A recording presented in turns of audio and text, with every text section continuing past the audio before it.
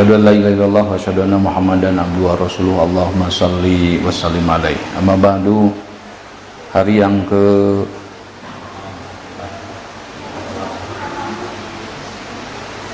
15. Hah? 14 15. 14. Alhamdulillah sudah setengahnya kita sama-sama melakukan Ramadan ini. Mudah-mudahan Allah menerima saum dan ibadah kita semua. Amin ya rabbal alamin. Para jamaah sekalian,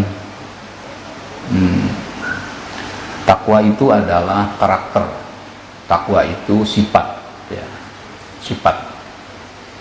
Kalau sifat sesuatu yang bisa dibentuk, sesuatu yang bisa diadakan, ya. Kalau bapak-bapak punya sifat pelit, jangan khawatir, bisa dilatih. Bapak-bapak menjadi punya sifat dermawan. Kalau sebagiannya lagi punya sifat boros, jangan khawatir. Asal mau dilatih, mau diedukasi, itu nanti akan bisa merubah sifat tersebut, ya. Jadi sifat-sifat yang buruk itu harus kita latih bagaimana ini mengurang, bahkan menghilang, puncaknya nanti tergantikan oleh sifat-sifat yang baik. Takwa dalam arti cermat, takwa dalam arti teliti, ya, takwa dalam arti hati-hati, itu adalah sifat dasar yang harus diusahakan dan harus dimiliki oleh setiap kita. Jadi punya pekerjaan apa, jangan gegabah, lakukanlah dengan teliti, dengan detail supaya hasilnya bagus, ya. Contoh lain, kita banyak menemukan pembangunan, ya, yang komposisi semennya, kemudian kualitas pasirnya asal-asalan, padahal untuk tenaga kerjanya sama, per 1 meter itu sekian rupiah, tetapi belum genap 2 tahun tembok kirmirnya sudah pada jatuh. Itu akibat tidak detil, akibat gegabah. Tentu ini akan memakan biaya yang lebih banyak, ya. Kalau bapak-bapak bikin rumah kemudian komposisi semennya bagus, maka rumah itu akan tahan lama. Mungkin jatuh lebih mahal, ya, perhitungannya, tetapi ujung-ujungnya jatuh murah, ya. Ujung-ujungnya jatuh murah. Kenapa? Karena kalau misalkan kualitasnya biasa-biasa, itu umurnya juga tidak lama. Tetapi kalau kualitasnya standar, insya Allah rumah itu lebih dari 10-20 tahun, bahkan 30 tahun. Itu salah satu contoh. Nah, itu diakibatkan dari faktor bagaimana cara mengerjakannya secara teliti, ya. Bagaimana secara mengerjakannya secara apik, ya. Oleh karena itu, milikilah jiwa takwa itu. Kita mengambil contoh dari saumnya itu sendiri, dari puasanya sendiri. Kalau pas datang adzan maghrib, semua cepat apa? Cepat berbuka, takjil, ya. Sekarang kebalik. Ini sudah adzan saat subuh, bapak-bapak, sudah adzan, kemudian bapak-bapak minum atau makan obat atau makan apalah karena telat. Nah, kira-kira itu tindakan yang apik atau gegabah? Seharusnya pas datang adzan itu maghrib pas buka, ini pas datang adzan subuh masih minum. Maka penting hati-hati, beberapa menit sebelum adzan harus sudah menghentikan makan dan minumnya, karena kita puasa itu akan menahan makan dan minum. Datang adzan subuh masih ada orang yang mengpengcan komat gitu. Leguk loh, kalau begitu itu bukan imsak lagi, itu namanya maghrib, gitu ya. Jadi tolong hati-hati, ya, tolong hati-hati. Nanti sayang puasanya hanya karena tidak didukung oleh takwa, ya, tidak didukung oleh takwa, puasanya batal. Padahal perbedaannya cuma 1 menit saja. Kenapa tidak hati-hati dengan 1 menit itu, ya? Maka penting dalam segala hal tadi kita untuk memiliki sifat kehati-hatian. Maka puasa ini adalah membentuk karakter, membentuk sifat hati-hati, ya. Supaya apa? Semua supaya berhasil, ya. Karena tidak hati-hati ngitungnya, ya, sumber daya alam yang kita miliki itu tidak kelihatan karena tidak hati-hati. Yang kelihatannya adalah pekerjaan di luar negeri, menjadi TKW, menjadi TKI lebih menjanjikan ketimbang menggarap, ya, buminya sendiri, ketimbang menggarap tanahnya sendiri. Nah, oleh karena itu tadi, ya, mumpung masih ada waktu, kita 2 pekan lebih coba terus kita bertafakur, berpikir betul tidak bahwa takwa itu adalah kebutuhan, ya. Takwa itu adalah kebutuhan. Jadi kalau Anda tidak takwa, nanti bisa rugi. Satu. Yang kedua, ya,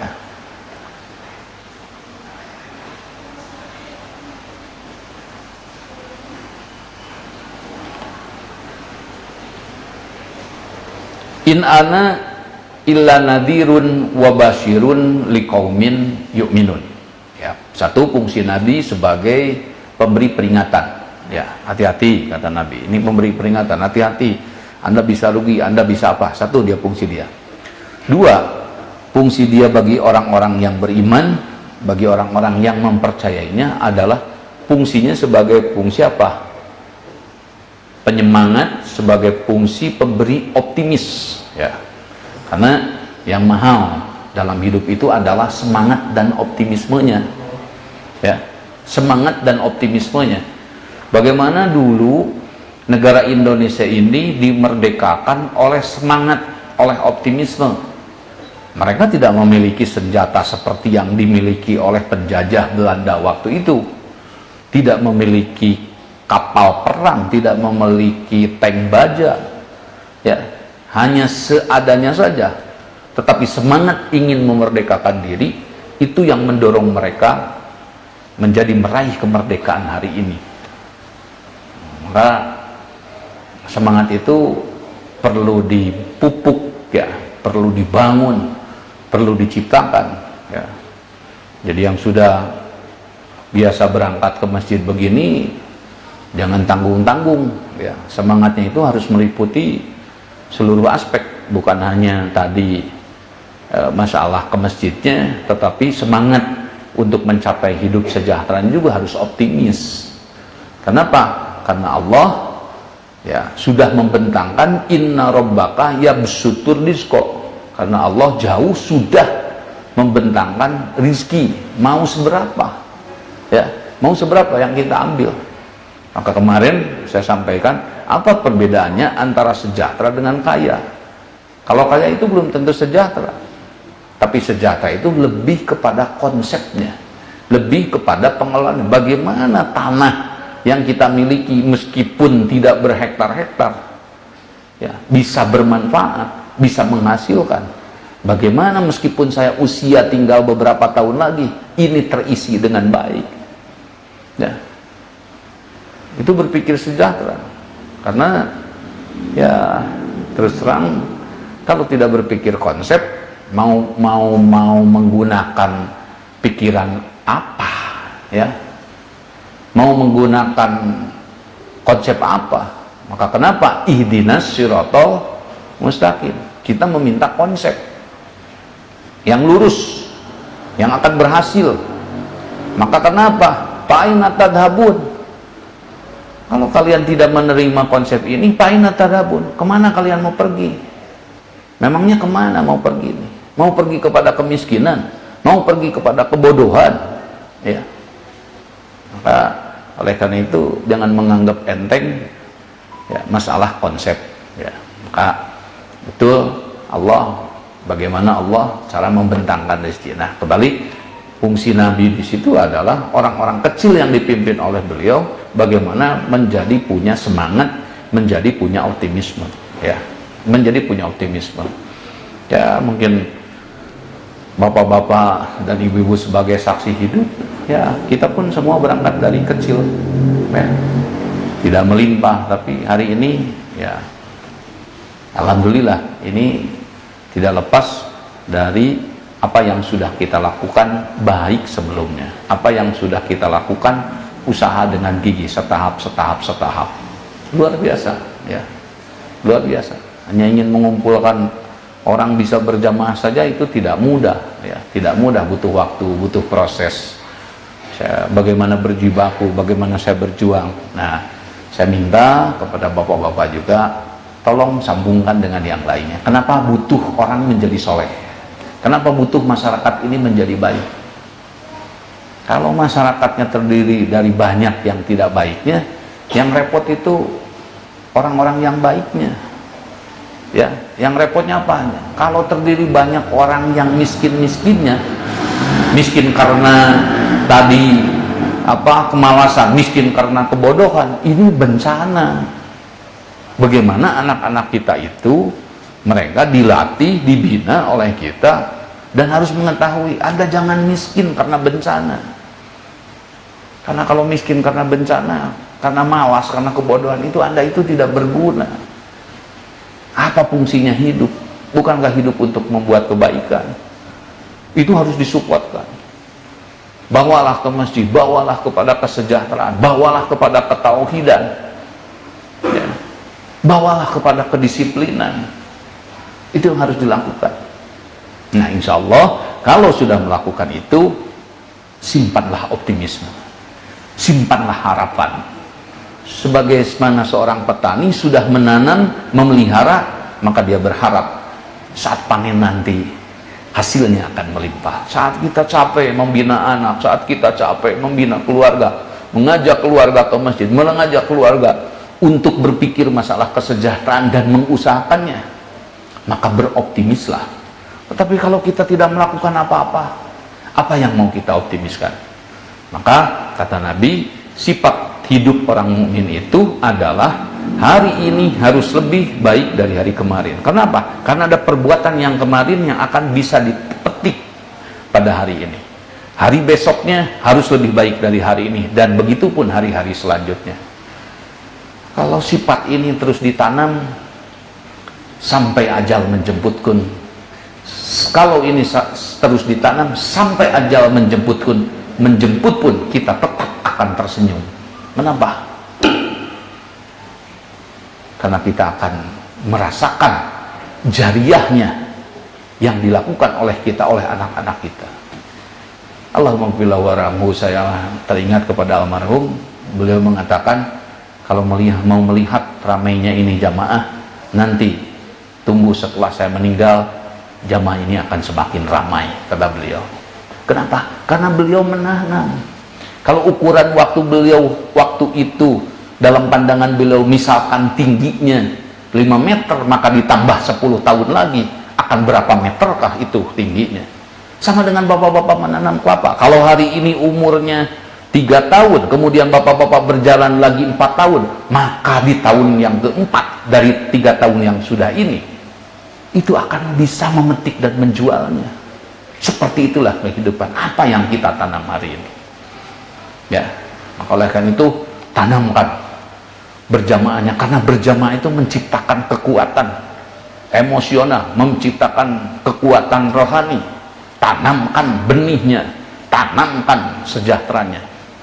Nah, kalau sudah begitu tinggal menunggu optimis, tinggal kita menunggu hari kita akan memetik. Kalau tidak kita petik hari ini pada kehidupan ini, maka pasti pada kehidupan yaumal qiyamah itu pasti. Nah, mudah-mudahan ya, karena tadi takwanya harus dibentuk, ya, harus menjadi karakter, harus menjadi sifat yang kita miliki, maka jangan pernah bahagia saat bapak-bapak nikmat tidur setelah subuh. Itu bukan kebahagiaan, merasa enak saja, oh enak sekali. tapi rasakanlah itu adalah penyakit. Karena orang yang sehat, ya, semua makhluk hidup yang sehat sesudah subuh itu tidak tidur lebih, tapi bagaimana mereka berusaha dan berupaya mencari kelebihan, mencari keutamaan. Jangan berpikir begitu. Terapilah. Oh, kalau enak terus tidur berarti saya ini sakit. Jangan menganggap itu sehat. Jangan menganggap itu, oh enak saya tidur terus. Ngapain? Anda latihan meninggal. Tidak usah latihan kalau meninggal itu. Ya, semua orang setelah hidup akan apa? Akan meninggal. Tidak usah latihan meninggal. Jadi kalau banyak tidur, latihan meninggal, latihan mati. Tapi berlatihlah untuk bisa hidup, karena ajarannya adalah ajaran untuk hidup. Paham tidak? Nah, setelah akhirat pun nanti apa? Kita itu akan dihidupkan kembali. Sebentar saja kita tidur, ya, sebentar saja kita tidur. Kita nanti dibangunkan lagi oleh Allah untuk dimintai pertanggung jawabannya. Nah, mudah-mudahan rasa tanggung jawabnya, rasa amanahnya harus semakin besar.